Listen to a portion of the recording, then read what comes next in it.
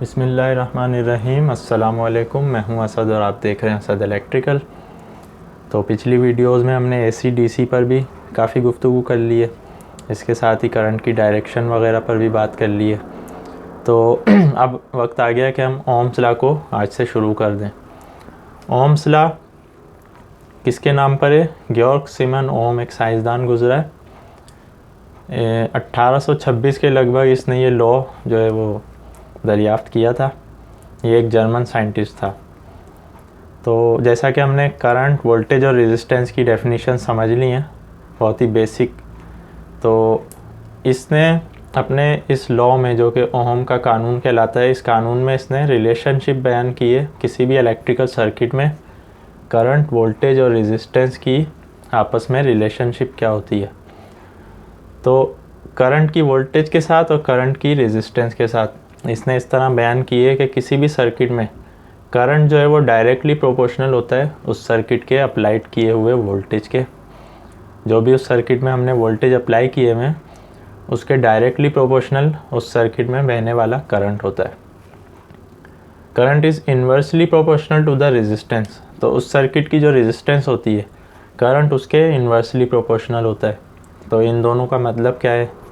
Directly proportional का मतलब है कि किसी भी सर्किट में जब आप वोल्टेज को बढ़ाएंगे तो उसके साथ करंट भी बढ़ेगा, जब वोल्टेज को कम करेंगे तो करंट भी कम होगा। तो ये होता है डायरेक्टली प्रोपोर्शनल, यानी बराह रास्त मुतनासिब होना। Current is inversely proportional to the resistance. किसी भी सर्किट में अगर आप रेजिस्टेंस को बढ़ाएंगे तो करंट कम होगा, रेजिस्टेंस को कम करेंगे तो करंट बढ़ेगा।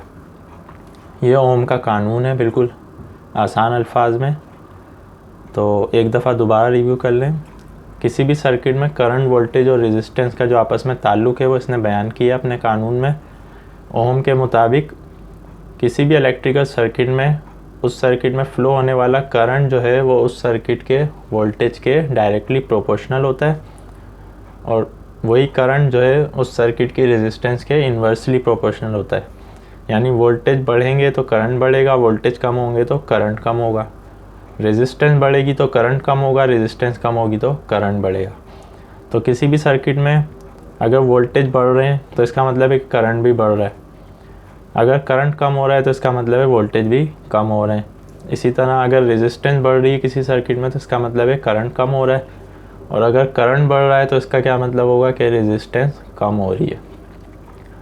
तो ये ओम का कानून है। अब थोड़ा सा हम इसको फार्मूले से समझ लेते हैं। तो ओम ने जो फार्मूला दिया था अपने कानून में वो था V is equal to I V is equal to I R. I R का मतलब है कि आई और आर मल्टीप्लाई होंगे। तो किसी भी सर्किट में अगर हमें वोल्टेज की वैल्यू मालूम करनी है तो उस सर्किट में फ़्लो होने वाला करंट और उस सर्किट की रेजिस्टेंस को जब आप मल्टीप्लाई करेंगे तो आपके पास वोल्टेज की वैल्यू आ जाएगी। इसके साथ ही इन तीनों वैल्यूज़ का ट्रायंगल बनाया गया है। वोल्टेज यहाँ पर होते हैं, करंट यहाँ पर होता है, रेजिस्टेंस यहाँ पर होती है। मान लें कि आपको वोल्टेज मालूम करने तो करंट और रेजिस्टेंस क्या होंगे? मल्टीप्लाई होंगे। अगर आपको करंट की वैल्यू मालूम करनी है तो वोल्टेज और रेजिस्टेंस डिवाइड हो जाएंगे। I is equal to V upon R. जब आप वोल्टेज को रेजिस्टेंस से डिवाइड करेंगे तो करंट की वैल्यू आ जाएगी। अब आपको वोल्टेज और करंट मालूम है, रेजिस्टेंस मालूम करनी है, तो R is equal to V upon I. तो ये तीनों, जब आपको दो वैल्यूज़ मालूम होंगी तो तीसरी वैल्यू आप इस फार्मूले की मदद से हासिल कर सकते हैं। ये ट्रायंगल आपको जहन में रखना है, वी आई आर। वी ऊपर होगा, आई आर साथ होंगे, तो आई आर हमेशा मल्टीप्लाई होंगे और वी के साथ जो भी वैल्यू होगी वो डिवाइड होगी। तो अब ये ट्रायंगल हम यहाँ पे रहने देते हैं। मान लें कि किसी भी सर्किट में 1 एम्पेयर करंट फ्लो हो रहा है, उस सर्किट की रेजिस्टेंस भी 1 ओम है। तो उस सर्किट पे हमने वोल्टेज कितने अप्लाई किए हुए? तो आई को आप आर से मल्टीप्लाई कर दें, यानी 1 multiply by 1 is equal to 1। तो आंसर आ गया 1 वोल्ट। तो क्या साबित हो गया कि किसी भी सर्किट में अगर 1 एम्पियर करंट फ्लो हो रहा है, उसकी रेजिस्टेंस 1 ओम है, तो उस पर अप्लाई किए हुए वोल्टेज की वैल्यू भी 1 होगी। अब हम मालूम कर लेते हैं करंट। मान लें किसी भी सर्किट में आपने 1 वोल्टेज अप्लाई किया है और उसकी रेजिस्टेंस 1 ओम है।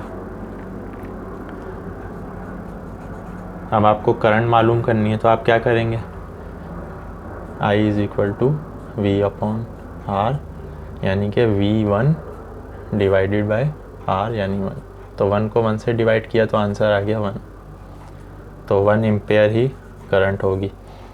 तो इस तरह आप वैल्यू को मालूम कर सकते हैं।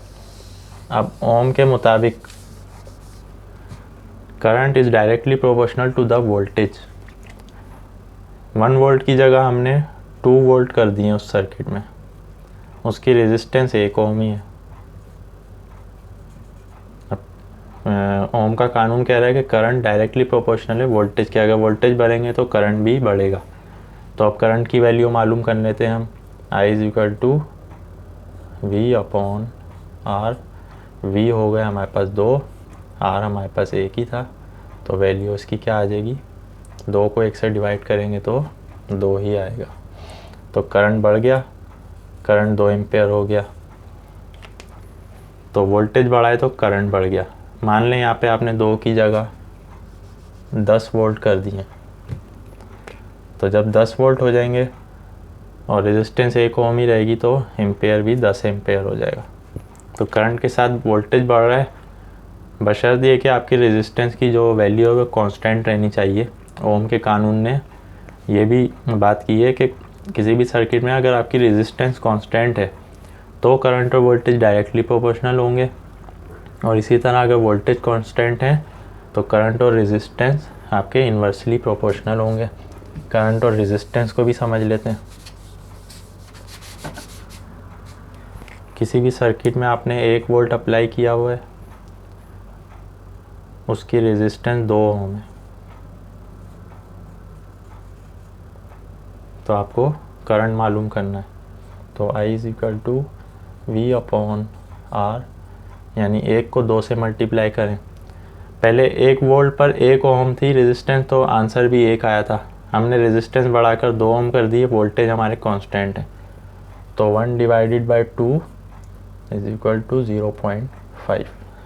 तो ये करंट की वैल्यू आ गई। तो क्या हो गया, वोल्टेज कांस्टेंट थे, ओम रेजिस्टेंस हमने बढ़ा दी तो उससे करंट की वैल्यू कम हो गई। Current is inversely proportional to the resistance. मान लें कि 1 ही वोल्ट हमने अप्लाई किया हुआ है, रेजिस्टेंस हमने 10 ओम कर दी है, तो रेजिस्टेंस बढ़ गई तो करंट मज़ीद कम हो जाना चाहिए।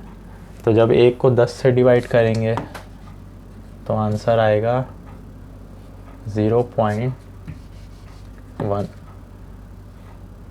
तो करंट की वैल्यू मज़ीद कम हो गई। तो आप देख रहे हैं जैसे जैसे रेजिस्टेंस बढ़ रही है करंट कम हो रहा है, क्योंकि वोल्टेज हमारे कांस्टेंट हैं। इसी तरह जब रेजिस्टेंस कांस्टेंट होती है तो वोल्टेज बढ़ते हैं तो करंट बढ़ रहा होता है उसके साथ। तो करंट और वोल्टेज डायरेक्टली प्रोपोर्शनल है, करंट और रेजिस्टेंस इन्वर्सली प्रोपोर्शनल है। अब रेजिस्टेंस को कम करके देख लेते हैं। वोल्ट आपके 1 ही हैं, आपने 0.5 ओम की रेजिस्टेंस लगा दी है,